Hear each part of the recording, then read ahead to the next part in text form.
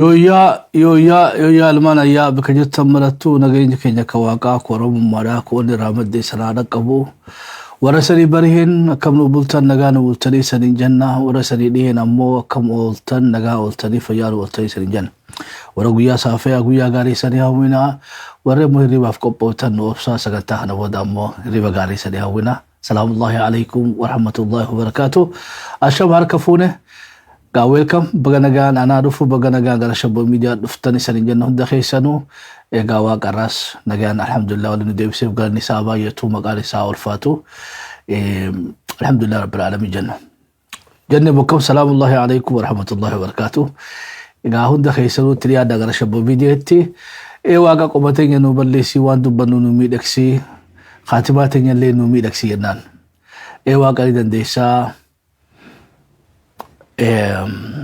bala kana raile no fulci wali dugati artisti khaja taaju shurubeti fi baleti tenya helwati mudonno to dugati wa namagade siftu yechuki akashambo media tille ilaf kusanne haga takko wali faga bete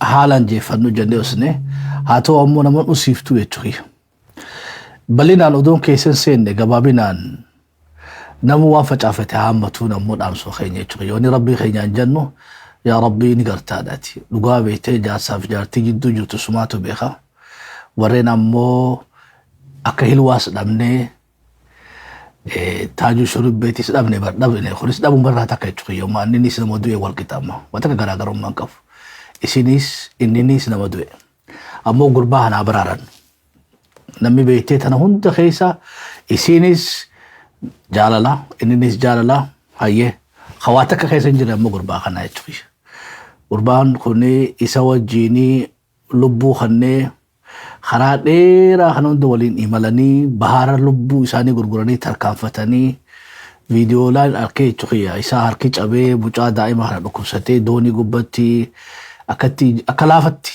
Germany sen maybe warumana mas beete duba shira khana dalagelle na wakasat lubu saq absise bara khana tarkanfate chubi dubaga ibala dera sangote lubu te khanite yerote tasiya achila kuf muakkam duba khawga achile te jirute jiruti mal lafana dero bultina ma di gumal faida qabti chubi ara ubaleti tenya kali damne ubale artisti hanya damne muja hanya sar har ka amba jira yechuki be faidan tan khisa mal tujira dardara la fagute duwarti la fagute rabbi lo gat hawaliti tani khana ma qabdu tugana ma mirqasun tuni sammo dokuma jaiba yechuki khazamana khana namu beete isano bafatan tajun so bafate hilwani so bafate atemmo khasharri khana dalagati tegana la chuki ega katrab sirra basufu basu wafta tan shakin akatrab sirra basufu basufta gababinan hawasa khaynya khajarman irra wani beete khadachu barbano jira hawasa khaynya khajarman wanumanu hawasa fi jannefu wala ka guya karra khana chuki hawasa yechuun akka afooshati amma akka idriidati gaafa gaddaati sol bira dhaabbachu gaafa gammachuullee wal bira dhaabbachu arrammoo dabareen gobeete gaafa gaddaati yechuuki kaleessuma bulee lama kana beete hawaasni wali baatanii fuusiftanii gammachuu isaanii qoodatan arrammoo gadda sanis qoodachuun dirqama keessan hawaasni Jarman wanni san kadhannu ubaletin tenya helwan fuli rabbi taatolu rabbi rahmata godhu fi isillee odo beete sirna wacha isi maatillee akasabaru dandan Shabbo media isanu jinjira waan dandeenyu nu sajira dhaabbanna yoo tumsabar baadan addunyarratti isan iyyina ubaletii tenya galfan ibalga taduraatana yechuki inni sila harka seeraa jira waan goonu fin qabnu inni harka seeraa jira taisa obbafate inni ammoo ubaletii tenya waan qabdan bira dhaabbadhaati nuti sanu jinjira بليتي تنيا قلفنو تلمدا غربا خدالي هاتني جرتي كايرو namoonni already sagalee taatanii fi waaqayyoon qindeessaa jirtan illee ni jira. Ammoo gaaseeri biyya faranjiidhaa yoo abbaan bira hin jirre haati bira hin jirre daa'ima bira guddifatuuf kannani. Gurbaan kun harka alagaa mudannaan isaa kichuu kana beetee oromummaan isaatis kuttee islaamummaan isaatis kuttee we don't know borokkamtee as ba'an beeynu. Kanaafuu odoo nu harkaan baane amma hambaan nu qabnu kana jechuudha. Aannan ganna qabee hambaa wal qabatan jaanii gubbuma kana qabannu jechuudha. Ijoollee taan dhabnee jira. Ilwaa fi taajuu shurubbeedha. Jajjabinaa isanii hawwaa jechuudha. Isan hundaafu maatii ilwaallee beetee jajjabinaa hawwinaa fi sabri fi imaana rabbi isanii akan wajji dhabne bireetii teenya qaalii namni addunyaa tana gubbaa jiru dabaree eeggata. Akka itti gallu sawwaan galama rabbiin lafa kaa'ee jechuudha. Bishaan si fi raftee duutu rasaasni si ajjeesu harka nama galtu galiinsi kheemmoo waan mamiin qabne jechuudha. Tun waan hunda afattu. Warra irra bultii tana diigee isaan afattee jechuudha. Duuti hilwaa nyaatte san warra beeytee sababa du'a isiitiif sababa ta'ellee isaanis dabaruma eeggataa jiran. Egaa san waan rabbii wajjii baru waliin jaan achi dhiifne jechuudha. San addunyaa irrattis akhirattis azaabni isaanii qophii. Ammoo nuti uummanni Oromoodhaa haafne mucaa xiqqaa kana haa baraarru reefa baleetii teenya haa galfannu barnoota guddallee irraa fudhan. Wanni keessaa'uu beektee dhaloota irraa kana beekuu qabdan tun hundinuu is just mallattuma nama gabroomeeti jechuudha. Nama gabroomeeti. Irraa Ameerikaa keessa yoo fudhattan harka 190 duuti nama gurraachaa sababaan isaa nama gurraachaa jechuudha. Nama adii miti. Beektee warra Ameerikaa keessatti du'aa jiran gurraachi irra guddaan gurraacha harka namaatiin gala harka adiitii miti harka gurraachaatiin gala. Keessaa'u harka beektee nama isaanitti aanuun maatii waa heellan nama fagoollee miti jechuudha. Black crime black on blacking kun fenomena beektee gabroomurraa dhuftu jechuudha. Arra Jamaica yoo dhaytan black on black crime ajaa'iba jechuudha. South Africa yoo dhaytan akkasuma. Oromoonis gaa gabrummaan teenya akka saban nu diiguu bira kutteeti akka hawaasa nu diiguu bira kuttee sadarkaa maatittuu seentee jechuudha. Sadarkaa maatittuu we don't know how to cope. Yoo rakkoon dhufteellee yoo beektee shakkiin dhufteellee akka nama bilisoomee sanitti rakkoo teenya beektee walii obsinee hiikkachuun beeynu jechuudha. Already we are very stressed. Walii gallamu akkam maybe gaa yoo rabbiin fade ogeessallee yaamnee yaalii ni goona.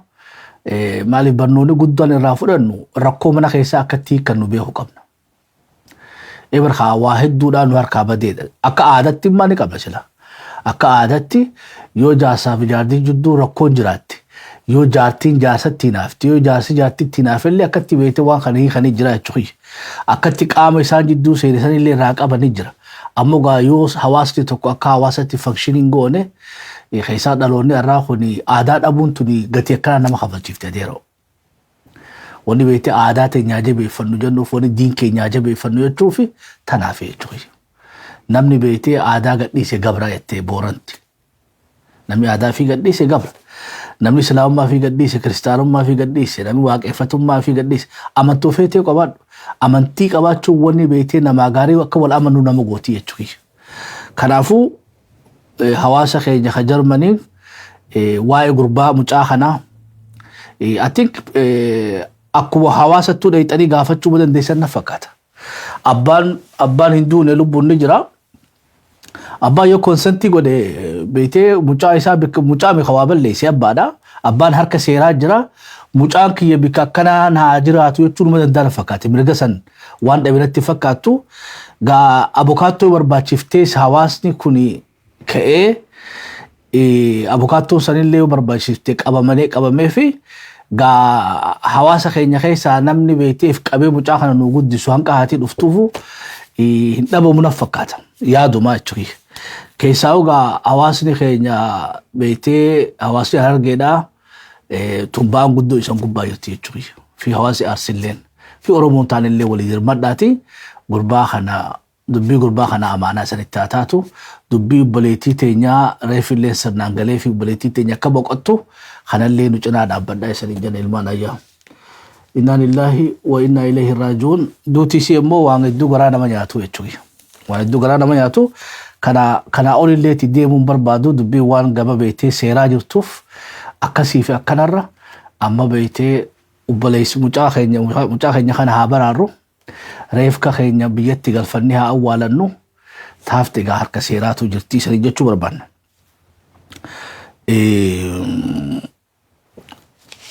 Tana akkasutti biraa hunnu itti aanee ammoo abbaa keenya artistii keenya Dr. Kabajaadhaa Ali Shabboon xiqqoonni dhukkubanii isaanillee du'aa nu godha jechuudha. Hospitaala jiranii arra hospitaala seenanii way ammoo xiqqoo wayyaanii jiranii ammoo hedduu isaan dhukkubaa bakka jirtan marattuu du'aa nu godha inshallah rabbi isaan aafiyu. Umri dheertuu umrii barahaa qabdu isaanii haa kennu adeeroo Dr. Kabajaadhaa Ali Shabboodhaaf illee du'aa nu godha isiniin jenne ilmaan ayyaa. Tanaas gaa isanitti amaanaadha. Yoo rabbi jegaa boruus oolmee abbaa keenyaa isan hubachiifna. Ammoo gaa fuulli rabbi isatti haa tolu umrii isaa dheereessu umrii barahaa qabdu isaa haa kennu. Gaa fayyaan harka rabbii jirti. Fayyaa sanillee gaa rabbiin beekee fayyaa isaanii haa kennu jenna. Ilmaan ayyaa bakka jirtanitti du'aa'iidhaan nu cinaa dhaabbadhaa isiniin jaanii maatii fi akkanumatti illee jaalatoonni Ali Shabboodha. Abbaa keenyaan ammallee umrii barahaa hawwinaaf. Itti aansinee oduu gaddaa biraa ta qabnu keessa haati beetee hoogganaa keenyaa obbo Baqqalaa Garbaadha. Haati isaanillee Dastuu Firada Bulchoodha. Du'aan nurraa boqotanii jiranii maatii isaanii obbo Baqqalaa Garbaatii fi waayillan maatii isaanii dursinee gootutti jajjabina hawwinaa fi ummata Oromollee nutis maatii isaaniiti haati isaanii haadha teenya wajji dhabnee isaaniifillee Oromoo guututti illee gaa jajjabina isaanii hawwinaa gaa haadha teenyaaf yaadannoo daqiiqaa takka akkan walii gootan kabajaa isan gaafanne gaa gara sagantaa keenyatti seenna namu akkuma amantaa keessanitti haadha teenya adde Dastuu Firada Bulchoodha. Daqiiqaa takkaaf yaadannoo haa goonuuf ulfaadha. Thank you.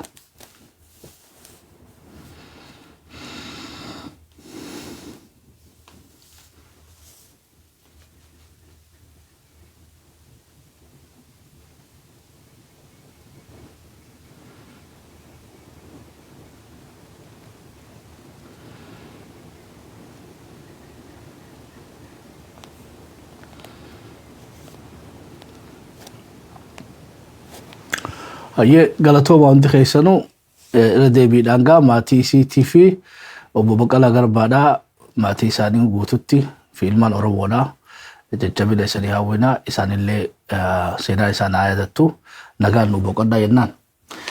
Gara sagantaa keenya katti aanutti dabarraa dhaamsi keessaan nu dhufe keessa Harargee lixaa aanaa Daaruu Labuu keessatti atik iddoo sadiitti milishaan poolisiin humni addaa Oromiyaatiif makkalaakiyaan qubatee jira Harargee lixaa keessa. Iddooleen biyyoo fi booydoo gabbisaa haroo adii akkanumatti illee aanota Arsii keessaa illee tulluu qarsaadha. Miicata Machaaraa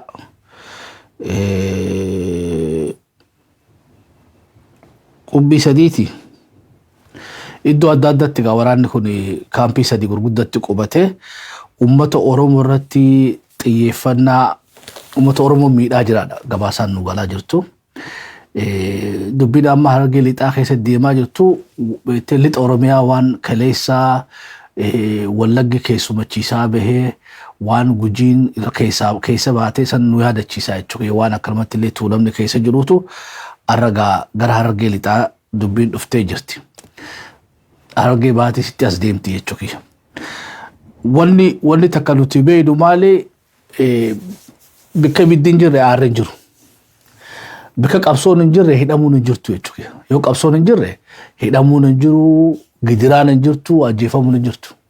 Harargee lixaa keessa carcar yoo jenneen irra naa wayyaane maaliif beeytee yeroo biyya seenaa maqaan Harargee jiru kana tolfachuu qabna.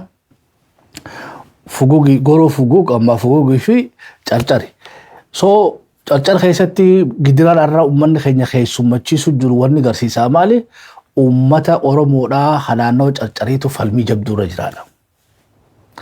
Mi'aanis carcarii jaa ol naa darbaa illee jechuudha.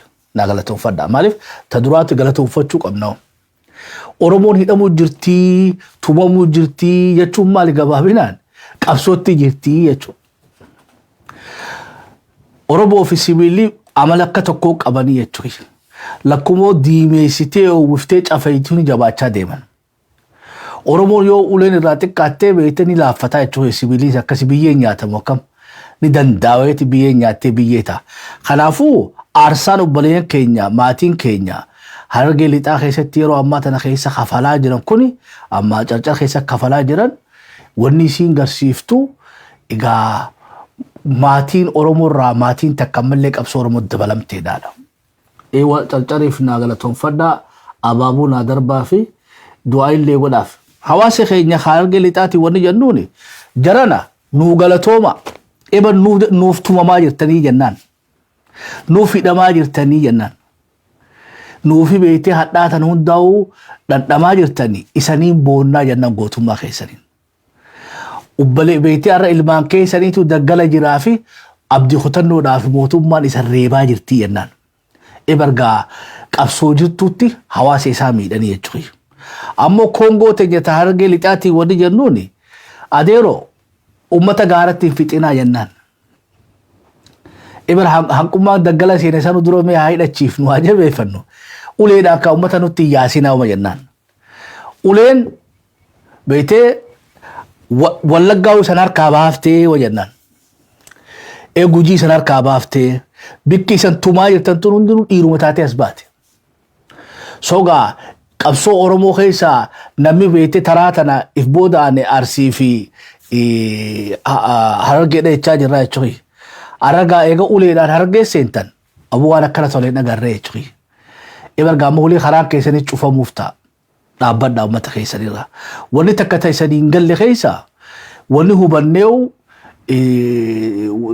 Harargee lixaatuun beektee waa bikka birarraa illee opiidiyoo bikka birarraa dhufte illee kaabinee fi kaadireetu ummata fi gurgurachuu ka'ee jechuudha. Bas sirna ajaa'ibaatti qabnaa jechuudha. Sirna yoo nama dhibba hiite beektee maallanii itti sii da'u. Dhibba lamaanii dheeba dhibbaa miti gattee maallaqanii daaniif jechuudha. Sogaa ummatuma kee maatuma kee kana gurgurattaa jechuudha adeero. Barka gaara jiru sani hagaara jiru sumaa gaara naqe. Sumaa gaara naqe. Waan biyya saamtuuf, waan biyya ajjeeftuuf, waan gidiraa agarsiisaa jirtuuf ijoolleen gaara dheeyte malee waa beektee haraaraa amma araada beektee gaara dhaquudhaa qabaataniiti miti. Jiraachuma dadhabee namni gaaratti yaa'aa jira. Duba ka gaaratti yaa'ee isa akka dhiiratti hidhattee maaf irraa dhukkee irraan kaafne jechuudha bada Kongo. Dhiira akka ta'eetii hidhattee dhiisteeti maatii isaa gadda keessa deemtee barbaadda dubartiif ijoollee. Tunis ni dabraa beekan ati bikka dheetuun qabdu immoo. Kun mootummallee fayyadu jechuudha. Mootummarraa aangorra jirtu hin fayyadu. Ummata jinneessuun kuni koongummaa keessa isan garsiifti jechuudha. Aqliin teessan ammallee dayyuusummaa keessa isan garsiifti. Wallaggaa dhagartu jechuudha yoo bar uleen nama harka kannisiiftee woboon silaa wallagga keessaa dhabamaa jechuudha. Silaa beektee gujii keessaa maali tuulama keessaa dhabama. Hawaasa keenya ka biyya alaatiif xiyyeeffannaa lama gara carcaraa ta'u gama Harargeetti haa ta'u. Harargee lamaanuu gooroo fugugii fi carcaritti xiyyeeffannaan haa ta'u buusiin dabaluu qabaadha. Wanni nu jennuun maali ijoolleen teenya hawaasa keenya cinaa dhaabbadha. Beeltiin siirti beekadha. Beela gubbatti gaarraa reebichi dabalamaa jira jechuudha. Hawaasa naannoo sanii mee maqootuma nama saniitu nu erga. Barga akka goonuutu hin jirre jechuudha. Mee yoo xiqqoo haqaanfatu ta'e mee maqoota nama reebuu sannu kannaa jechuudha. Keessaa dhalataa naannoo sanii hoggaate. Dhalataa naannoo sanii ta'ee ka ummata isaa reebuu jiru kun adeeroo nama umrii isaa amata 18 olii deemi ka gaara dhaqee akka dhiira qabi hidhii jechuudha. Tala barsi duran dhaabbannu qawwee qabda bokkam waraanaa ofitti deequbachiiftee bara milishaa jira bokkam deebi poolisii jira bokkam liyyu haayilii fiddee makalaakaa fiddee poolisii federaalaa adeeroo kana fudhadhu deebi haajoolee duulii jechuudha. Warama if jaalachiisuudhaaf waraana dhufe kanatti hofoo keessatti albaateef beeytee biyyaan bulchuu jira agarsiisuudhaaf miskiina reebdaa jechuudha. Yoo dhiira taate deem ijoollee hidhatte sanii duuli. Yoo aqlii qabaatte immoo silaachittuu sanuun tuultuu jechuudha. Kanaafuu ummata ifii reebuudhaan mootummaa bira jaalatamuun kun faashinii yeroo isaarraa dabreedha. Aboon hawwattamu akkam. Kanaafuu Harargee lixaa harka irraa fudhaa'uma jennaan nuti. Yoo ammoo hatti fuftan taate beetee baajata silaa bakka bira irraa mannee sana as deebifna qabaatee ni jabeessinaa jechuudha ijoollee teenya. Ijoollee ni jabaatte akkasii beekaa. Lolli haareettuu haa beekaa akkasii beekaa.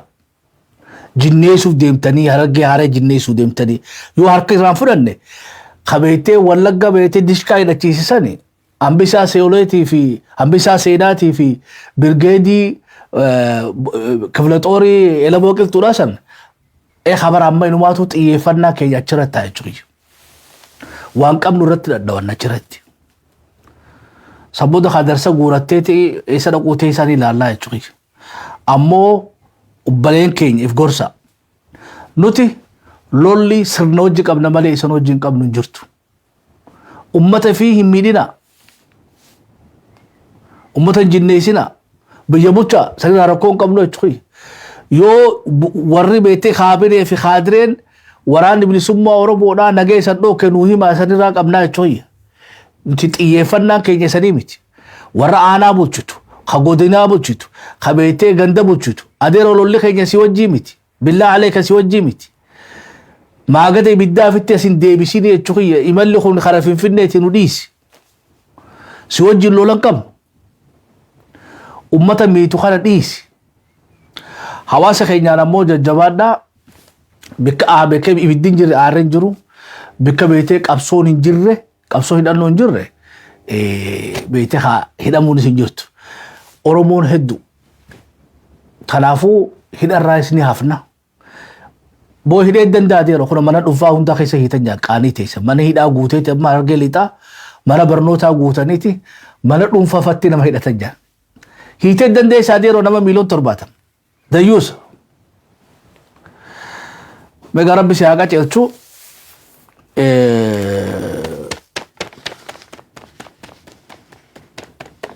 rabbi si haa qaceelchuuti. Anis Harargee naa barreessaa ilillii naaraa fi hamilee taaf obboleen keenya hawaasni keenya ammoo bakka jirtanitti hambisaa seenaatiif dirmadhaa. Isaa fi waraana isaatiif dirmadhaa. Qabeenyaan bira dhaabbachuu qabna dabala godhuu qabnaaf inaadaan xiiqiidhaan kaanee jabeessuu qabna waraanni.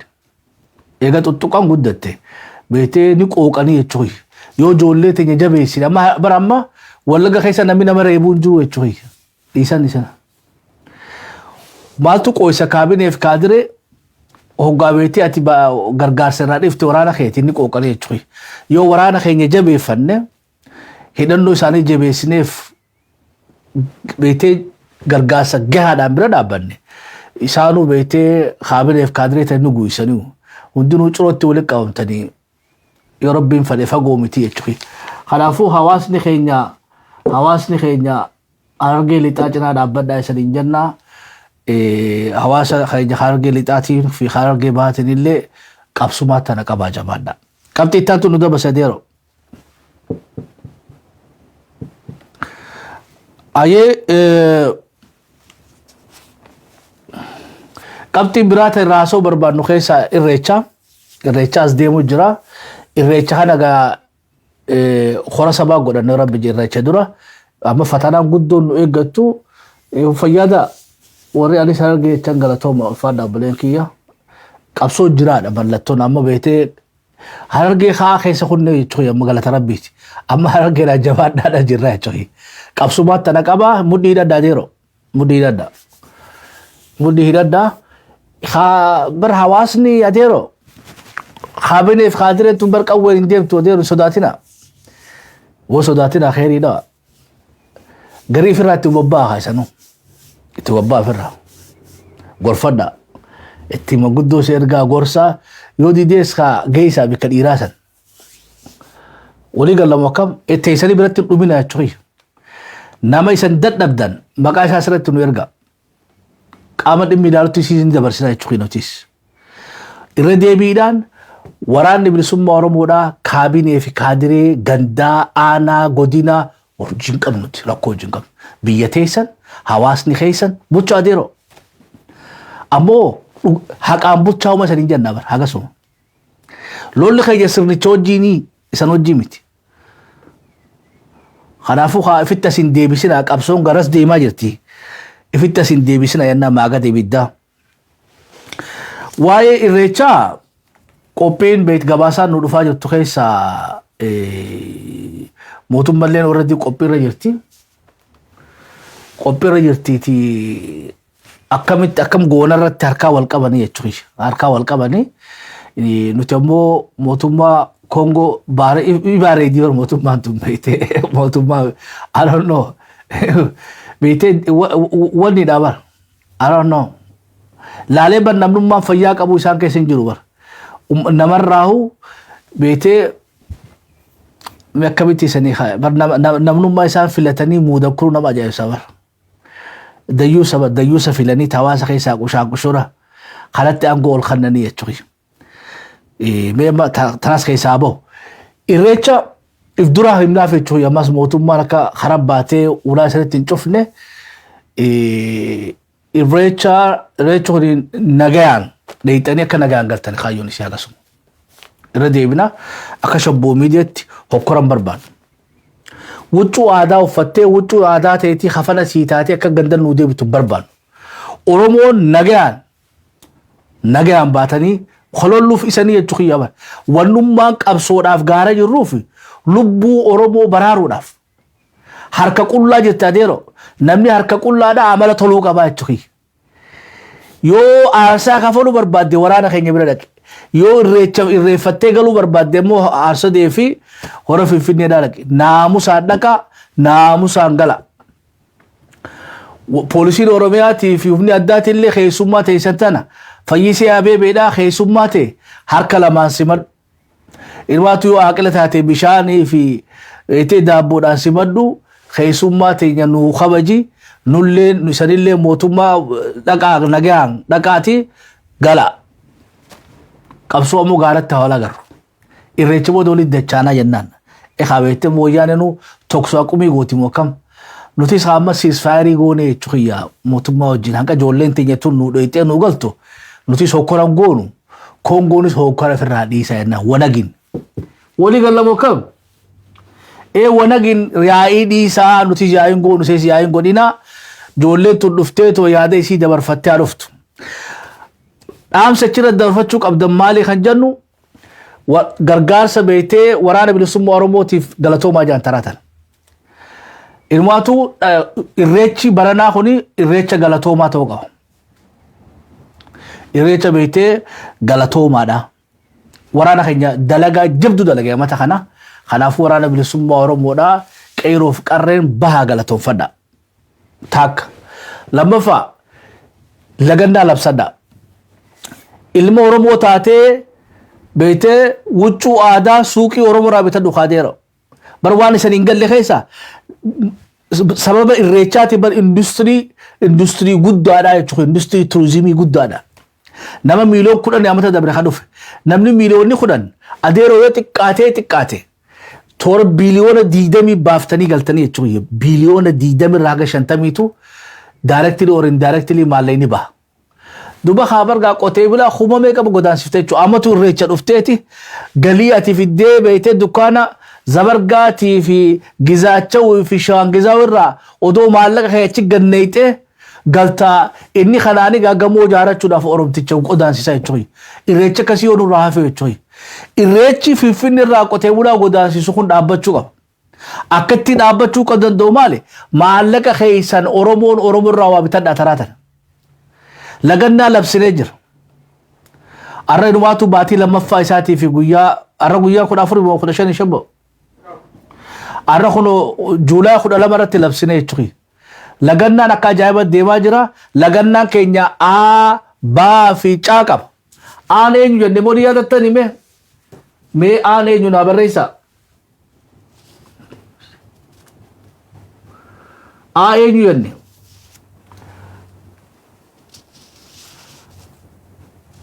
Aa fi baa fi caatti barreessine aan suuqii Oromooti irraa bitadha. Ibara amma irreechan dhaqiidhaa miti adeero. Haa wal dhageeffadhu afaan Oromoon beektamu kam. Irreechi business transactionii biliyoona meeqaatu ta'a. Geejjiba baaftee hoteela baaftee wuccoon takkittiin ati barana bitattee dheessunu maalla guddaadha jechuudha. Yoo of humneessine bar irreecha hundatti miiliyoonara Oromoodhaa uumuu dandeenya jechuudha. Yoo walirraa bitanne. Yoo walirraa bitanne. Kanaafuu aan suuqii Oromoodhaati. Yooma fakkiidhaaf mooyyaalee irraa kaate lafa kiiloomeetira beektee dheeraa kana hundaa'u geejjibni kee Oromoo ta'uu qaba, uffanni kee Oromoo ta'uu qaba, nyaanni kee Oromoo ta'uu qaba, hoteelli ati qubattu Oromoo ta'uu qaba. Hoggaa kan irreechi keetu sirnaan taqabbalamu jechuudha. Boona hubattamoo kam aan Oromoodha. Baan ammoo kasabaa fi sablammiidhaati caan kottee duudaa irraa wuccoo achirraa bitattee maa uffatta. Bar daldala seenanii amma footoolee nu erganii jechuudha. Footoolee nu ergan keessaa waan nama ajaa'ibsu keessaa warrummaan wuccuu aadaa oomishaa jiru isaani. Warrummaan wuccuu aadaa Oromoo oomishaa jiru warra Oromoon ta'ini jechuudha.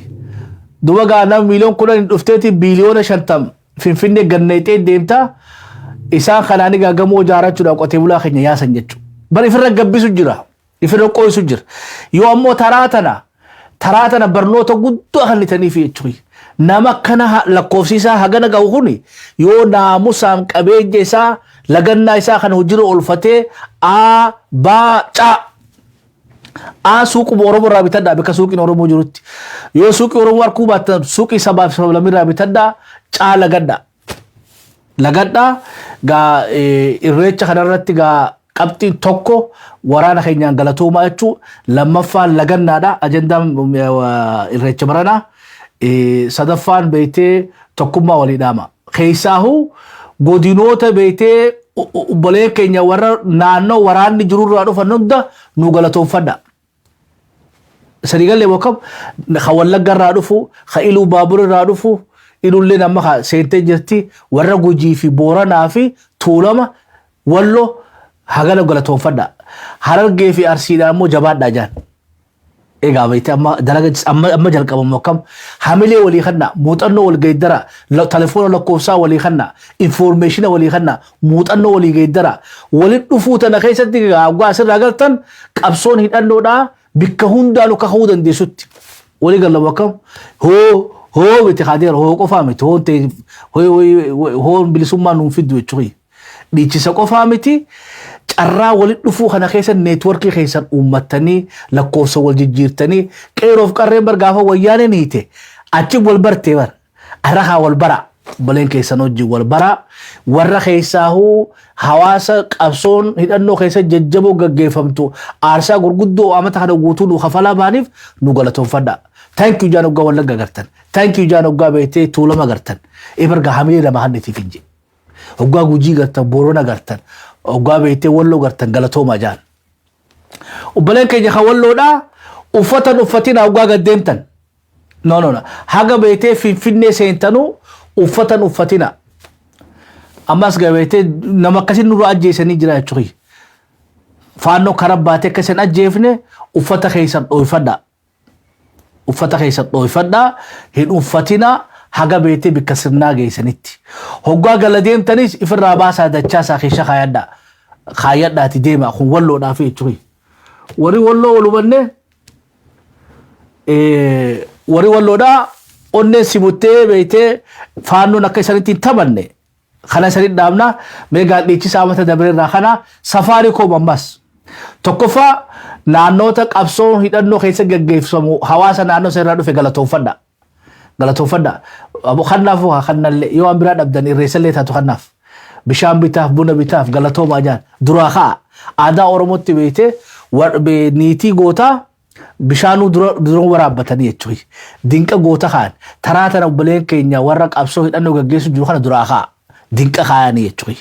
Kabajaan hamilee isaanii jaaraanii warri ammoo naannoo qabsoon hidhannoodhaa keessa gaggeeffamturraa dhuftan naannoota qabsoon hidhannoon jirre hamilee kannaaf muuxannoo teessan qoodaaf jajjabeessaan amata akkaarraa yoo rabbiin fadhe bilisoomneetu irreeffannaa jechuudha. Inumaa kaayyoon achi dhaquu qabdanii tana. Irreecha amata akkaarraa 2023 irreecha keenya bilisummaadhaan walabummaa fi birmadummaadhaan ni dandeenyallee. Xiqqoon waa fe'ama. Xiqqishoo sangaa hamilee walii guutaa isaniin jenna. Safaariikoom isin dagatina. Dhiichisa keessatti safaariikoom hin tuqinaa dukkaana isaanii rabshaatti hin godhina ammoo dhaamsa keessan dabarfadhaa isaniin jenna. Naamusni naamusa jabaa isinirraa eegganaa jechuudha. Yaada keessan ibsadhaa ammoo otoo beektee waliin miine akka qaamni birallee isaniin miine goone nagaya walii tiisaa namuu bikka dhuftee hojii waliin deema. Arsii hojiin deemaa namuu akka dhuftan akka boodallee waliin yaafachuu dandeessan. Waliin koottaa, waliin qubadhaa, waliin galaa isanii jenna. Taaftee gaa hoggaa sa'aan geessee muuxannoo wal jijjiiran. Aboon hubattamu akkam?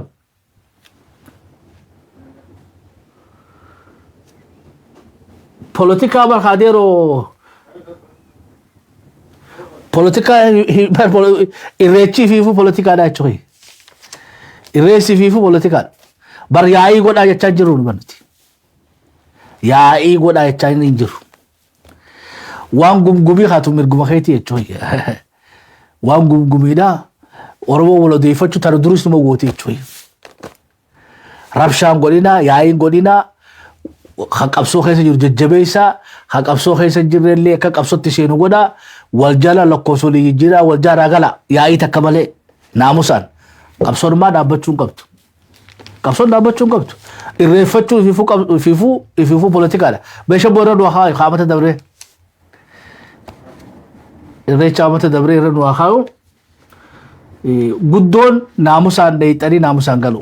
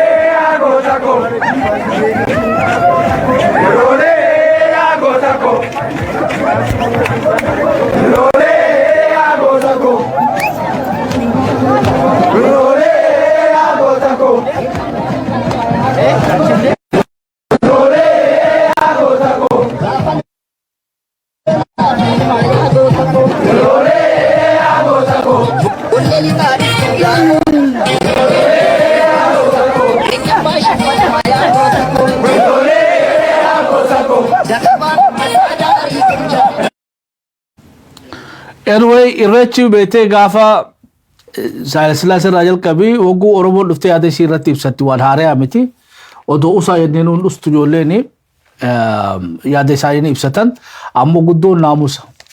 Mootummaanis tasgabbaa guyyaa tokkochaa hunumaa isan godhu tasgabbaa. Oromoon teenyaas naamusaan dhaqaatii irreeffadhaa yaada keessan ammoo ibsadhaa. Yaada keessan ibsadhaadhaati gala.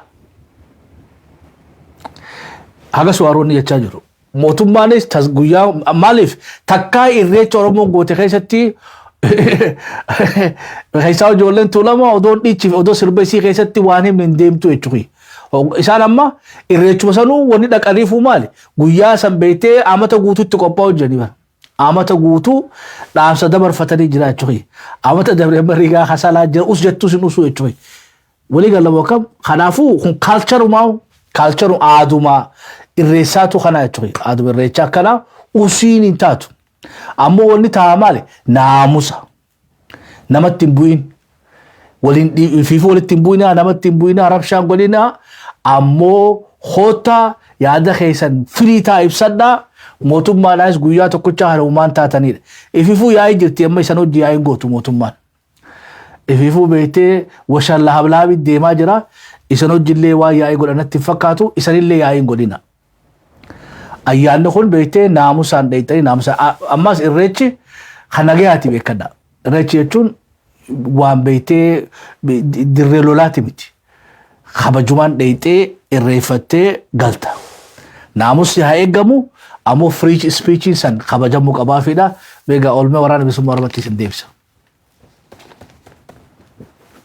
Yuuyyaa akkam jirtu dhaggeeffattootaa fi daawwattoota keenya kabajamoo. Nagaan keenya Oromummaa bakka jirtanitti sinaa qaqqabu. Gabaasa tarkaanfii gooticha waraana bilisummaa Oromoo fulbaana 12/2022 qabadhee isiniif dhiyaadheera. Injifannoowwan diina naasisan waliin ani Aqaafan Fayyiraati. Irree fi gaachanni sabaa woboon tarkaanfii laalessa waraana weerartuu PP irratti fudhatu jabeessuun giddugaleessa Oromiyaa godina Kibba Lixa Shaggar ona Qarsaa Maallimmaa keessatti reeffaa fi madoon adda beera. Dheengadda fulbaana 10/2022 ona Qarsaa Maallimmaa ganda Warabboo jedhamtu keessatti humna ergamtuu PP konkolaataa lamaan deemaa turte waaree booda toora saayitii 9 akka lakkoobsa impaayirattiitti aleellaa irratti raawwateen battalatti 12 irraa ajjeesuun 10 madeesseera. Tarkaanfii kanaan gootichi waraana bilisummaa Oromoo qawwee Akaamaa 4 dugda diinaa irraa hiikuun dantaa qabsoo bilisummaa Oromoof oolchee jira. Fulbaana 9/2022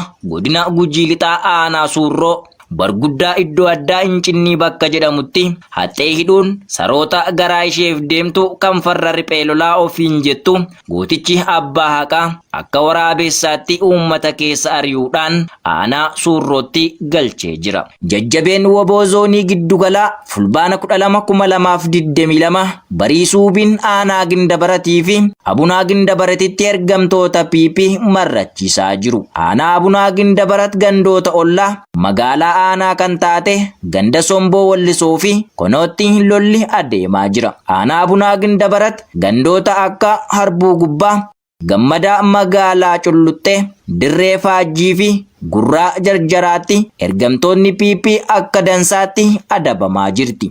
Lolli haga ammaa deemaa waan jiruuf injifannoo jiru hordofnee isin biraan geenya. Dhiigaa fi lafee keenyaan Oromiyaa walabaa ni ijaarra. Horaa bulaa deebanaa.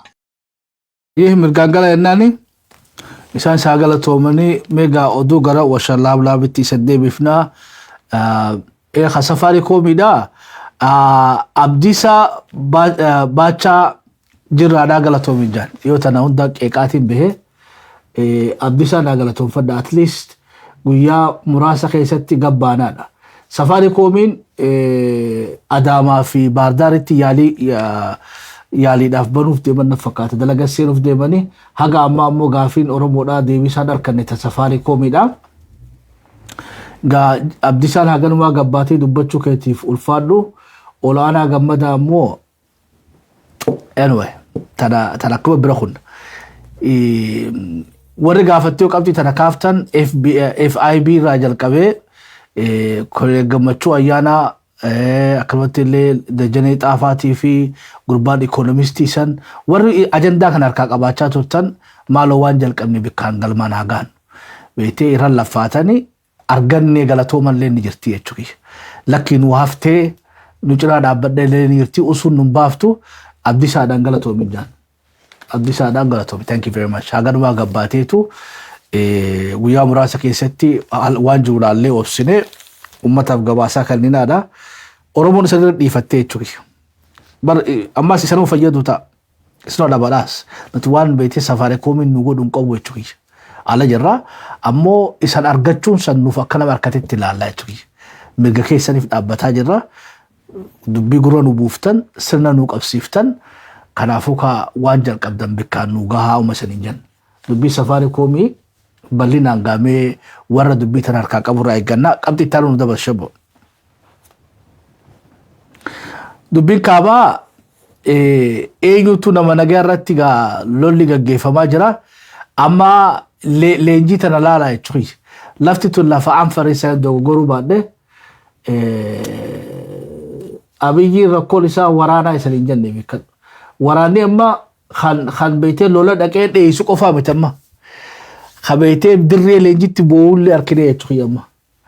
Indee mindinoo ndajii ruucaa mindinoo ayifaqaa indee mindinoo walitti qabatee beetee Dabuubii fi Oromoo fi Somaalee fi Amaaraa walitti qabatee Somaalees horta mindinoo ndajii aantee mindinoo ndajiinoo mindinoodhaan waraanni kun hundinuu beetee dachii balleessanii hoggaa bobo'een agartanii jechuudha. Oowwu hamaa san keessatti meelaala waraanni jigee kukkufanii jechuudha qawwee malee kufanii waan dabaati irra kaayif shabbo.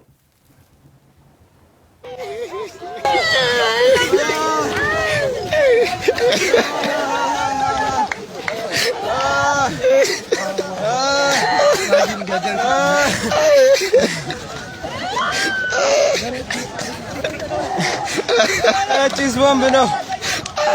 Limokan.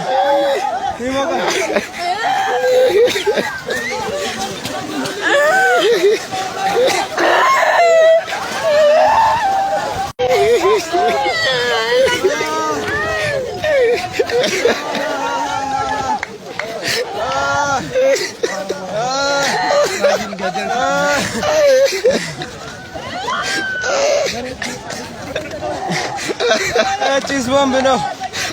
Limokan.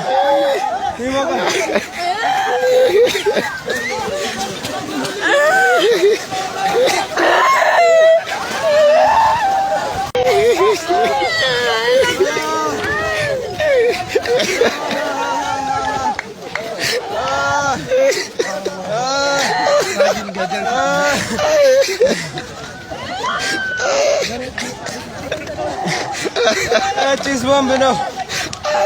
Limokan. Saonin hangalin. Cheese bomb itti darbe waraana leenjitti moo waan dabaati. Amma kuni way waa rabbi khasaare. Ajaa'ibuma bar leenjira jiranii bar wadirree waraanaati bar. Leenjira jiranii jechuudha. Leenjira jiranii fiiguu didanii isaa. Fiigaa jaarinitti kaa fiiganii bakka hangi deemin dinnoon deeziyaannet ruucaa bakka chilimaa jeenka birgeedii shiishaati wakkam. Haa birgeedii shiishaati eessaa fiiguu daddaadeero dadhabate. Bakka gidalan bakka inni indee arrooti makaanii arrooti midee gidalee bakka inni indee isu gidalee kan Dabuubii fi Oromiyaa irraa walitti qaban. Ilmaan gurbaa haadha hofachisee ijjisaa gubachuu jirti beektee hoofii akka irra kaa'e. Ciis boombii noo masalee bexaam imoqal. Lafa anfaritti geessaniitti leenjiidhaaf achi geessanii waan dabaati immoo. La guddoon tuffaan akkatti bochu. Hoggaa lola seenee jechuudha. Bar Finfinnee waa laaftu dhiiruma qabatu dhabde malee. Kanuma haama waraanni jarana fayyaan qabdanii miti. Meelaala jesaa eessaa fiiguu danda'ama kun. Ijoollee beetee shiishaan turaaf goote jimaa suusii meeqaa laaftuffaan akkatti iyyitu. Gaafa lola dhaqan akkam ta'an jechuudha. Hawwaa leenjiratti akkana gaafa lola dhaqan. Meeshaa boora kan sagalee waan dabaati. Cheese bomb no. Limokan.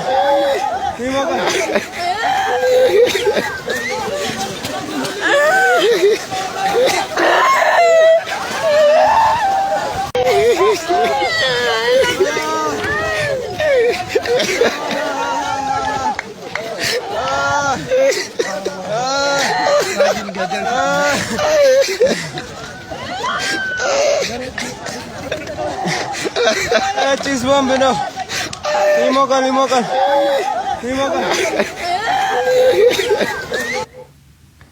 Sama ijoollee sun bitti kanneen akkam godhee jechuudha Shaaruhaan.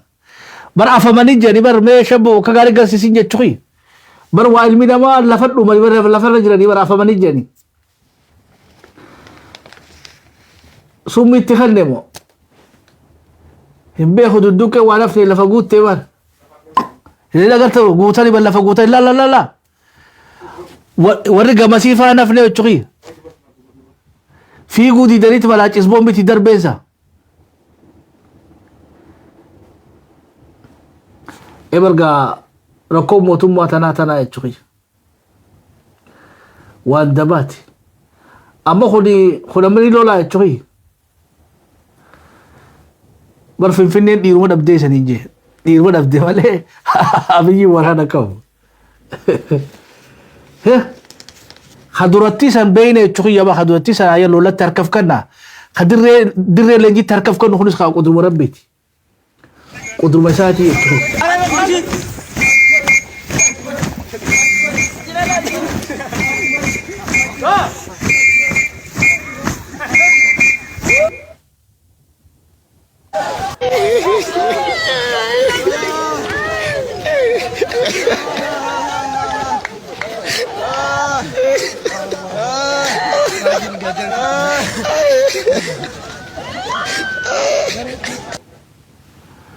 وأندبات أبصها جرال بيته إثيوبيا لقب بلاش إثيوبيا تاني هي تشوي براتشوكني هو يسمرا دفنيرو خاتيس بومبي لوجوهن وانتو ورانا قبضو موتوما تو ورانا قبضو قبضي تيارو دو دمرسي ودو براغا غما كاباتي سي تبا هاره tokko tabataa jiru jechuudha tabni haareen deemaa jiru kuni dhufiinsa Ameerikaa kanaaf anaatu nama nagaati abiyyi fi isaanu tabataa jirani tabaga diplomaasiidhaa san keessatti abiyyiin I don't know waan beeytee goolitti seente fakkaatti jechuudha maaliif proposal isaanii kana warri Awurooppaadhaa hedduu jaalate Awurooppaa fi warri Ameerikaa warri UN fi AU illee hedduu jaalatanii taraa duraatiif warri African Union darsa guuratanii Awurooppaa wajjin dhaabbatanii jechuudha warra Ameerikaa wajjin meegaan ilaalla ammoo aara beeytee aara Jabuutii keessatti taa'ee hojjaa soonni irraa dhaqee ammaa soonnitti Maqalee illee innis dhukkee irraa kaasee jira sogaa dubbiin haasoonii almost waan fashayina fakkaata maaliif hoggaa jennu takko Ameerikaanuu saankshiina san dheereessuun isii fashallii marii tanaa agarsiisa lammaffaa odoo mariin juttu Maqalee dhoowun tunoo maali jechuudha mariirra jiramu akkam odoo mariirra jiraniiti Maqalee xayyaaraan dhaqee dhawee jechuudha kanaafuu waan marii isaaniitti illee waan dalee jiratti fakkaatu washan laablaab ammoo lolli badaan gadaas deemu taanaaf fakkaata lolli hamaan gadaas deema mee rakaa ishabo የትግራይ ሰራዊት በራያ ግንባር ስትራቴጂካዊ ቦታዎችን እንደተቆጣጠረ ምንጮች አድርሰውናል። የትግራይ ሰራዊት ባለፉት ጥቂት ቀናት የለቀቃቸውን ቦታዎች መልሶ በመያዝ የውጊያ ግንባሩን አላውሃ፣ አስሜላ፣ በላጎ፣ ደብረሰላም፣ ዱር ለበስ፣ ሊማሶለላ እና ጤፍ ውሃ ላይ አድርጓል። በዚህም መሰረት የትግራይ ሰራዊት ከወልዲያ ከተማ በተለያዩ አቅጣጫ ከ10 እስከ 15 ኪሎ ሜትር ላይ ሰፍረው በመከላከል ላይ ይገኛሉ። የትግራይ ሰራዊት ከወልዲያ በቅርብ ርቀት ከምትገኘው ማመጫ ተክለ ሃይማኖት አካባቢ ከከባድ ጦር መሳሪያና ወታደር አስገብቷል ተብሏል። በዚህ ግንባር አላውሃንና ወርቄን የተቆጣጠረው የትግራይ ሰራዊት ወልዲያ ዙሪያ ቃሊም ተራራንም መቆጣጠሩ ተገልጿል። ይህ ስፍራ ከወልዲያ ከተማ በስተ ምዕራብ አቅጣጫ 19 ኪሎ ሜትር ላይ የሚገኝ ነው። አይ አመለን ዲሲታሉ ታደበሩ ዲሲታሉት ይጋደበር ነሙ እንጅፈኑ ይመታጀኛቸው ያምሩ ተከሸቦ ሚዲያቲ we don't take side Hamare fuda geessan injifannoo wayyaaniin claim gootee jechuudha. Amma immoo injifannoo warri beeytee PPdhaa claim godhan haa dhageeffannummaas. የህወሓት የሰላም እቀበላለሁ ጥሪ በዲፕሎማሲም በጦር ሜዳም ሐቁ እየወጣ ነው። ህወሓት ጠብ እንጂ ሰላም አይወድለትም። ታዲያ ዛሬ ህወሓት የተኩስ አቅጣጫውን አሁን ወደ አፋር አድርጎታል። በአበርገሌ ግንባር የመጣው ኃይሉ ከባድ ሽንፈት አስተናግዷል። ስለዚህ ከግንባር የደረሰንን መረጃ እናሰማለን። በተያያዘ ህወሓት በትላንትናው ዕለት በሁለት ሌሎች ኃይሎች ታጅቦ መተማ ላይ ጥቃት የሰነዘረ ሲሆን በዚሁ ዙሪያ ከወረራው ባሻገር ይሄንኑ የእርሻ ኢንቨስትመንት ቦታ በሆነው የመተማ አካባቢ የንብረት ውድመትን ፈጽሟል ተብሏል። መረጃውን ይዘነዋል። ተደራዳሪ ተብሎ የተመረጠው ጌታቸው ረዳ በጠዋት ጩኸቱን ተያይዞታል። በማለዳው በድሮን ተደበደብኩ ይውልኝ እወቁልኝ እያለ ነው። ለሰላም የተዘረጋው እጄ ከሰማይ በዘነበ ቦምብ ተመታ ሲል ማልቀስ ይዟል። መቀሌ ዩኒቨርሲቲን በድሮን ስለመመታቱ ጌታቸው የጮህበትን መረጃ ይዘናል። በኦነግ ሸኔና ህወሓት ዙሪያ የፖለቲካ ፍጭ ፈጸሙ በሚል የተሰራጨው መረጃ ነጭ ውሸት መሆኑ ተረጋግጧል።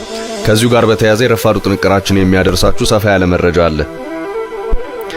በጦርነት ውስጥ ያለችው ኢትዮጵያ የኢኮኖሚ ግሽበት መቋቋም ችላለች ተባለ። ግሽበቱ እየቀነሰ በአመቱ አነስተኛው ደረጃ ላይ ደርሷል። የስታቲስቲክስ ቢሮ መረጃን ይዘናል። ነገ የተባበሩት መንግስታት ድርጅት በኒውዮርክ ላይ ስለ ኢትዮጵያ ሊነጋገር ይችላል። የሰብአዊ መብት በድጋሚ ሀገሪቷ ላይ እርምጃ ይወሰድ ሲል የተባበሩት መንግስታትን እየቀሰቀሰ ነው። ኒውዮርክ ላይ ነገ ምን ታስቧል? መረጃ አለን። የፖለቲካ ባለሙያዎች ህወሓትን ማመን ቀብሮ ነው እያሉ ነው። አሁን ሰላም ማለቱ ጊዜ መግዛቱ ነው እንዳታምኑት ያሉበትን ሐሳብ ከመረጃችን ያገኙታል። አጠር ባሉ መረጃዎቻችን ደግሞ የጋዜጠኞች ተከራካሪ ቡድን ማዛና ጎበዜ እንዲለቀቁ መጠየቁን እናደርሳለን። አንገና ማታማታ ሰለዶኔ ወሪ ወያረቲስ ኑቲሞ ጅራ ወሪ አብይሌ ኑቲሞ ጅራ ኑተሞ ማቱ ጅራ ማልጀና ወጀባዳ ይሰለቹቱ ጀባዳ ወያኔ ግፋ ወደፊት ፒፒ ግፋ ወደፊት ተዳካይ ሳጃተ ገረብ ነው አባሱት we don't take side now when side ፍረነ ፍቱ ፊፉ ገብሩ ማጀራ ጀራቸው ሐላፉ we just mind our own business ቀሶተኝ ሲያሰከኝ ዲፕሎማሲ ከኝ እብደንደኛ ያና ለቱዋን ቤቴ nama tokkofu eegeetoo dhaaf qophii miti namni nutti ajabemmoo huluma guddoodhaan dhufee nu gaafachuu gargaarsa keenya aganu marii Kenya marii beetee New York ittis meegaa baru ajandaa kunni kaamoon ka'uu ni ilaalla warri human rights dha Amnesty fi Human Rights Watch fi jaarmonni gaa dhibbaan lakkaa'aman hundinuu wanni isaan jechaa jiran maali mootummaan Itoophiyaadhaa fi beetee lolli mootummaa Tigraay jidduu deemu jiru kun UN humanitarian intervention godhuu qabdiidha. No fly zone fi xaaxaa hedduu as deema ammoo achi keessa gaa wanni Shaarukhaan abdatee China fi Raashiyaadha. Bani ilaalla tanaas UN maal haasofti dubbiin Itoophiyaa tuni beetee akka snowball jaaniin kubbaa beetee cabbiidhaa gaararraa konkolaate lakkuma gaddeemtuuni cabbii tana fudhattee guddachaa momentum isiitis idaa deemti dubbiin Itoophiyaadhaa malaaganaa lolli gurguddaan ganaas deeman fakkaata. Dubbii ammoo wanni keessa deemu jirtu ta Jabuutiidhaa tana akkatti ilaalanii jira amma xalayaa kaleessa gaartu bal'inaanuu gabaasaa isanii galchine xalayaa wayyaaneen beetee Haji Dabra Birhaan UN-dhaaf ergesanii wanni daagalle keessa tokko kana jechuudha.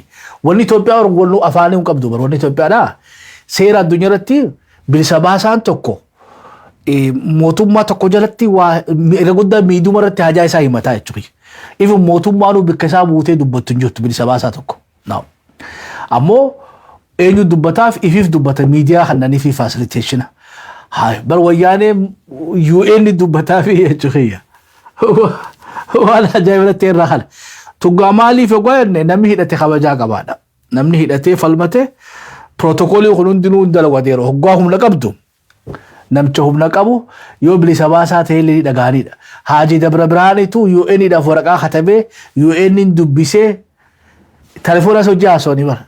Akkuma Abiyyi hojii haasawanitti isa hojii haasawaa jiran. Amma European Union, USAN, African Union, European Union hoggaa mootummaa Tigraay dubbisan mootummaa Itoophiyaadhaa mootummaa naannawaa እንጃኒ ነበር የትግራይ ክልላዊ መንግስት እንጃኒ ነበር የትግራይ መንግስት ኦዶም ቡቃኔ ኦዶ ሬፈረንደም ጎነ ሲሃየማኔ ቹይ ዮጀባኔ ደራን ትፋን ናማና ወጋራበቲ ሰሊም በኑ ሚሊዮን ተርባታ ቢበለኝ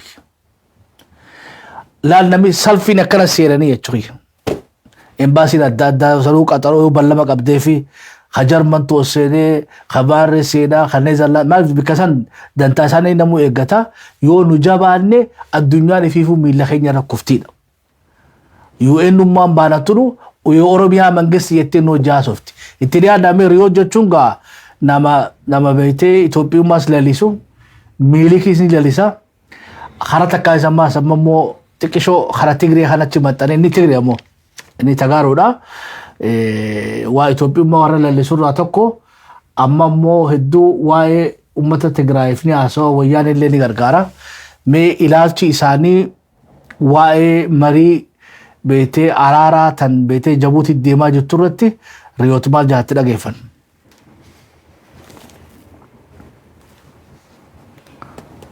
شبو ተነስተልን ወዶቻችን እንዴት ናችሁ? በያላችሁ በዝግጅታችን ስለምትታደሙ እናመሰግናለን። ሰላም ብለናል። ከሁሉ አስቀድሞ ሁላችሁም ላይክ በማድረግ ይሄንን ዝግጅት እንድትጀምሩት በደንብ ግልጽ መሆን በሚገባቸው ጉዳዮች ላይ እና የብልጽግና መንጋ ባሳየው ፈንጠዚያም በተመለከተና ከጀርባ ባሉ ዙሪያዎች ላይ ጉዳዮች ላይ እንነጋገራለን። ዛሬ ስንነጋገር በዋነኝነት አንደኛ የሬድዋን ሁሴን ያፈተለከ ምስጢራዊ ማስታወሻ ምን እንደሚነግረን እናነሳለን። ሁለተኛ የትግራይ መንግስት በመግለጫው ምን እያለ ነው የሚለውን እናያለን። ምንድነው ያ ብዙ ያነጋገረውና ብዙ ፈንጠዚያ የፈጠረው መግለጫ በእርግጥ ምን ይላል? ምንም ሌላ ቦታ መሄድ ሳያስፈልግ ራሱ መግለጫው ምን ይላል የሚለውን እናነሳለን።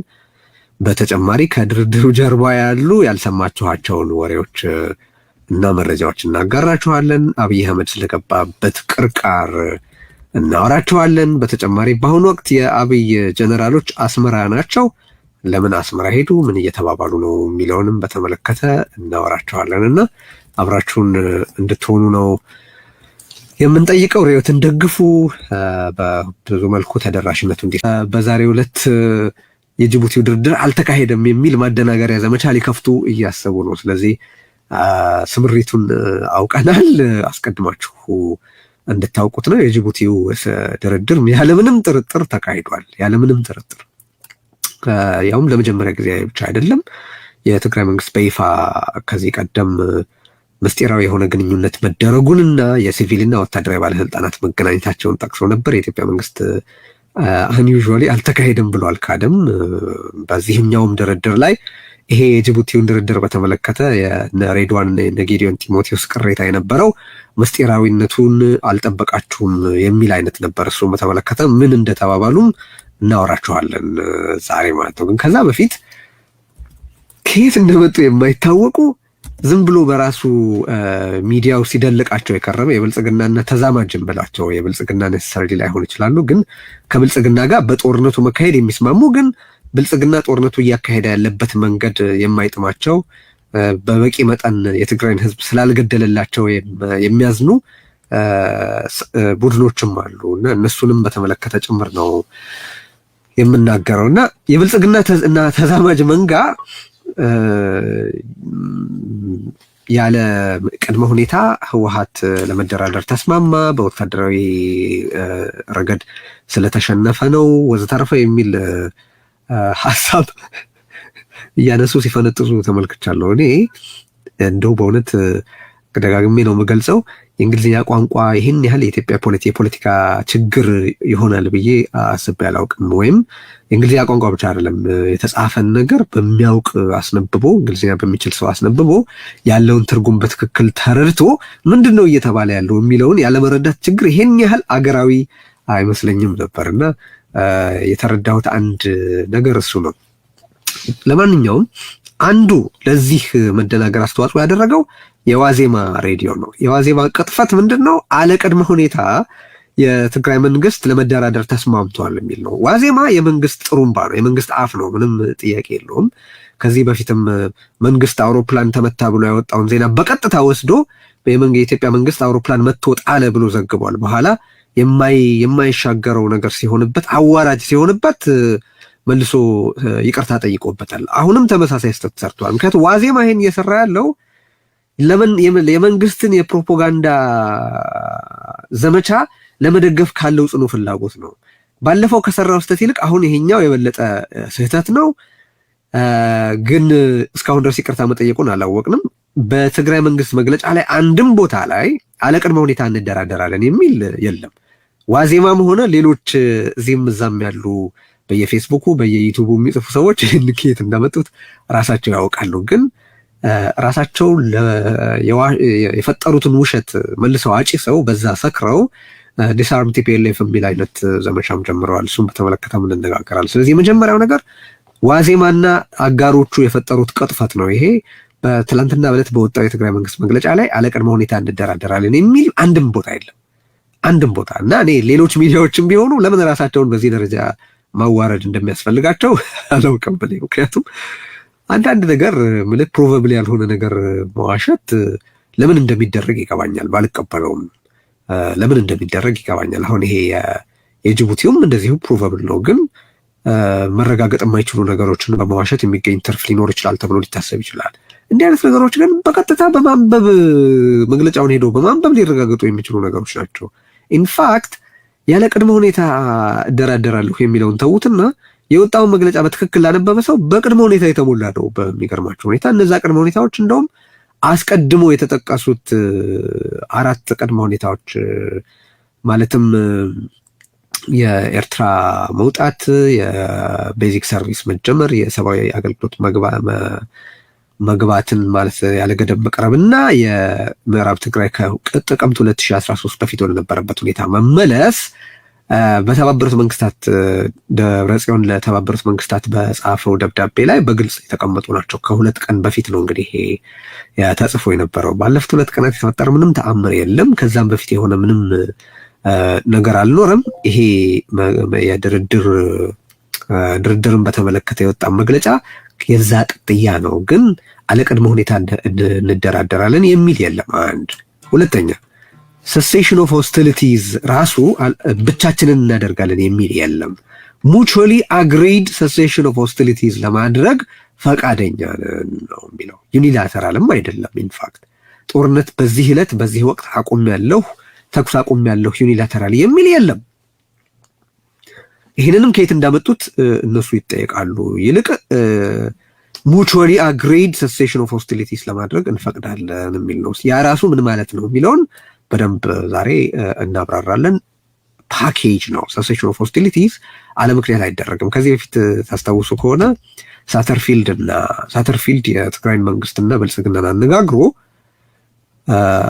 የተኩስ አቁም ምንድነው የጊዜያዊ የተኩስ አቁም ስምምነት ወይ ጠብ አጫሪነት ተግባራትን የማቆም የተኩስ አቁም ሳይሆን ጠብ አጫሪ ተግባራትን የማቆም ስምምነት ተፈርሞ መንግስት በዛ በኩል ዩኒላተራል ሁማኒቴሪያን ትሩስ አደረኩኝ ብሎ ነበር የገለጠው። እና ያንን የሚያደረኩት ይላል ለእርዳታ የመግባት ሂደቱን ለማቀላጠፍ እና ለሰላም ስል ነው ይላል። ይሄ ምን ማለት ነው? cessation of hostilities አንደኛ ዘላቂ የሆነ ሁኔታ እንዳይደለ፣ ሁለተኛ ደግሞ አንዳች ነገር ለማሳካት የሚደረግ የመጀመሪያ ደረጃ እርምጃ መሆኑን ነው። Ayya kulis dheeraa miidiyaa sana caqasuu dandeessanii gabaabinaa wama kaleessa jenne san irra deebi'aa jira. Mootummaan Tigraay gaaffii isiin gama UN'dhaatti dhiyeeffattee yaada isiisan warri UN'dhaa warri Awurooppaan Yuuniyanii fi Afrikaan Yuuniyanis deeggaranii jiranidha. Haalduree tokko malee hin mari'annu, haaldureedhaan mari'anna, haalduree tokko malee mari'anna hin jennedha. Haalduree ishii lafa kaayyattee jirtidha. Haalduroota keessaa tokko kaleessa irraa haasofnee jirra. Waraanni elektirikaa bahuu, lammaffaa negotiated mutual ceasefire godhu qaamni lachuutu waliin taa'ee waliigaltee mariidhaan waliigaltee beektee gara dhukaasa dhaabuudhaa deemuu dandeenya. Nu qofaa miti marii hunda hammatee illee gaggeessuu qabna. Waan jubballinaan kaleessa illee raasanii tuqe. Ilmaan ayyaa sagantaa keenya kaarraa hagamta akka isanii ta'e hin beeknu yoo isanii ta'e nu hubachiisa yoo taanes kan nu gorfadha sirreeffannaa jechuudha. Yoo isa mufachiifne illee nu hofalchaa isanii hin jenna. Asumaanuu shabbos galatoonfannee isanillee galata guddaa qabdanii mata duree keenya waa'ee gurbaa beektee Taajuu Shurribbeedhaa saniin irraanfatina amaanaa isaniin jenna. Reefii hulwaadhaa Rabbi rahmataa godhuu fi gara maatii isaa akka dhaqu hawaasni Jarman amaanaa isaniin jenna. Wanni isan gargaaruu jiraatiin hubachiisa. Akka hawaasni keenya ka Ameerikaa, ka Kaanaadaadhaa, warri USA, Kaanaadaa fi Austraaliyaa illee warri Awurooppaa akka isanii dirmatan ni goona.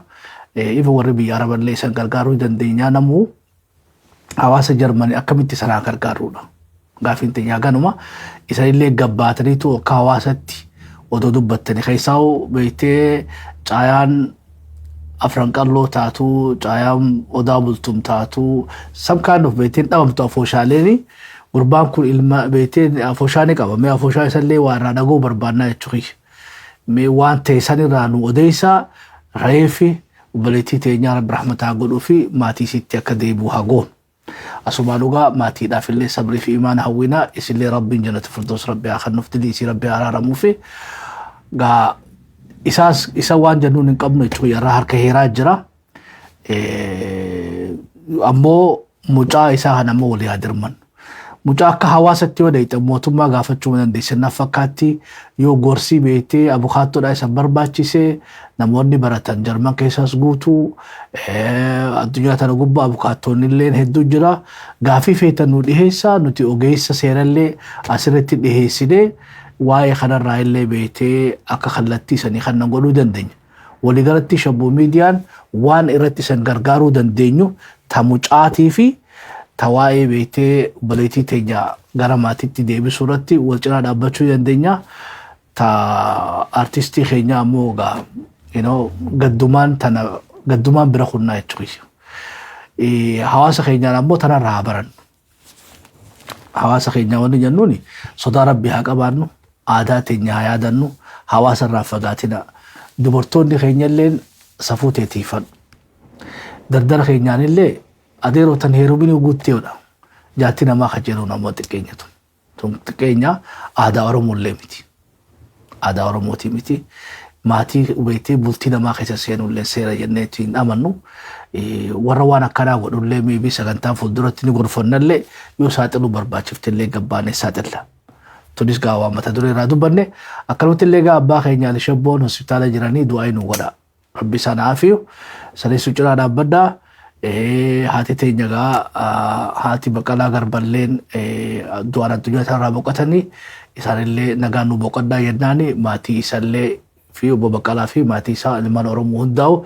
jajjabina hawwina obboleen keenya warra Harargee Lixaadhaa warra yeroo ammaa tana keessatti gidiraa hamtuu keessummachiisaa jirtan naannoota beetee biyyoodhaa Boydoo akkanumatti illee gabbisa haroo adii miicata machaaraa kumbii sadii tulluu qarsaadhaa tabbirallee tanii raanfadhoo jiraattee qabsumaa tana qabaa isan wajjin jirraa jabaadhaa isaniin jenna akkanumatti illee hawaasa keenya kabiyyaalaa waraana elemoo qilxuudhaa cinaa dhaabbannu hambisaa seenaallee yoo dandeenya asirratti affeeruudhaaf yaaliin goona ijoolleen san jajjabaatamuu qabdiidha bikka ibiddi jiru aarra jira bikka beetee qabsoo jirti hidhaan jirti ajjechaan jirti kanagaa lixa Oromiyaa irraa garree jirra Gujirraa Boorana irraa Tuulama irraa garree waata kanurraa taranidha gataafte ta'e irreechaati nagaan dhaqaati nagaan nu gala lagannaa hin dagatina irreecharra nama miiliyoon 10 olii sossoha gaa miiliyoon 10 mana irraa bahe kamanatti hafe miiliyoon 60 guyyaa san guyyaa beektee lagannaa keenya haa godhannu walirraa haa bitannu baaca Oromoon beektee suuqii Oromoo irraa bitadhaa bakka aan hin jirre baa irraa bitadhaa caala gadhaa isaniin jenna gaa aswaaloo Shabboos galatoonfannee isanis galata guddaa qabdanii agagaa qophii tana fakkaattu waliin dachaanutti gaammee galgalooti hedduu isin jaaladha nagaa waaqaa keessa naa tura thank you.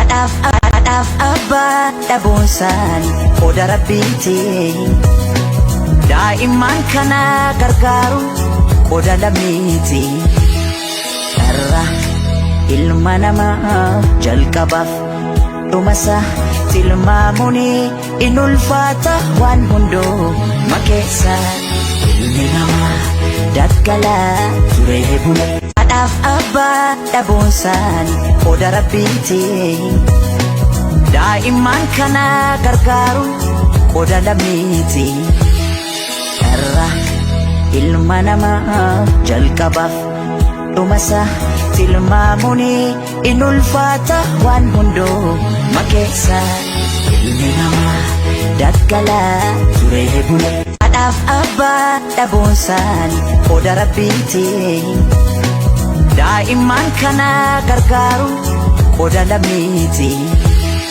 dharra ilma namaa jalqabaaf dhumasa tilmaamuni inulfaata waan hundoo makeessa ilmi namaa dakkalaa turee bule haadhaaf abbaa dhabuunsaan qooda rabbiiti daa'imman kana gargaaru qooda lammiiti har'a ilma namaa jalqabaaf dhumasa tilmaamuni inulfaata waan hundoo makeessa ilmi namaa dakkalaa turee bule haadhaaf abbaa dhabuunsaan qooda rabbiiti daa'imman kana gargaaru qooda lammiiti har'a ilma namaa jalqabaaf dhumasa tilmaamuni inulfaata waan hundoo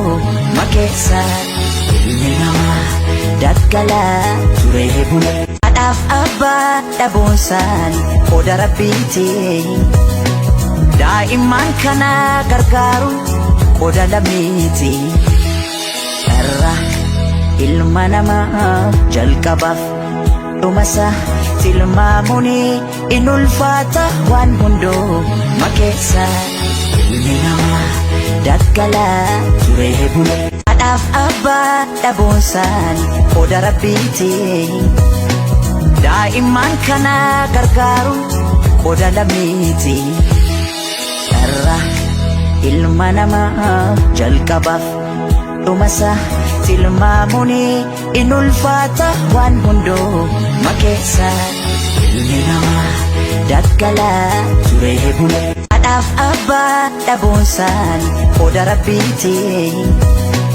daa'imman kana gargaaru qooda lammiiti har'a ilma namaa jalqabaaf dhumasa tilmaamuni inulfaata waan hundoo makeessa ilmi namaa dakkalaa turee bule haadhaaf abbaa dhabuunsaan qooda rabbiiti daa'imman kana gargaaru qooda lammiiti har'a ilma namaa jalqabaaf dhumasa tilmaamuni inulfaata waan hundoo makeessa ilmi namaa dakkalaa turee bule haadhaaf abbaa dhabuunsaan qooda rabbiiti daa'imman kana gargaaru qooda lammiiti har'a ilma namaa jalqabaaf dhumasa tilmaamuni inulfaata waan hundoo makeessa ilmi namaa dakkalaa turee bule haadhaaf abbaa dhabuunsaan qooda rabbiiti daa'imman kana gargaaru qooda lammiiti har'a ilma namaa jalqabaaf dhumasa tilmaamuni inulfaata waan hundoo makeessa ilmi namaa dakkalaa turee bule haadhaaf abbaa dhabuunsaan qooda rabbiiti daa'imman kana gargaaru qooda lammiiti har'a ilma namaa jalqabaaf dhumasa tilmaamuni inulfaata waan hundoo makeessa ilmi namaa dakkalaa turee bule haadhaaf abbaa dhabuunsaan qooda rabbiiti daa'imman kana gargaaru qooda lammiiti har'a ilma namaa jalqabaaf dhumasa tilmaamuni inulfaata waan hundoo makeessa ilmi namaa dakkalaa turee bule haadhaaf abbaa dhabuunsaan qooda rabbiiti daa'imman kana gargaaru qooda lammiiti har'a ilma namaa jalqabaaf dhumasa tilmaamuni inulfaata waan hundoo makeessa ilmi namaa dakkalaa turee bule haadhaaf abbaa dhabuunsaan qooda rabbiiti daa'imman kana gargaaru qooda lammiiti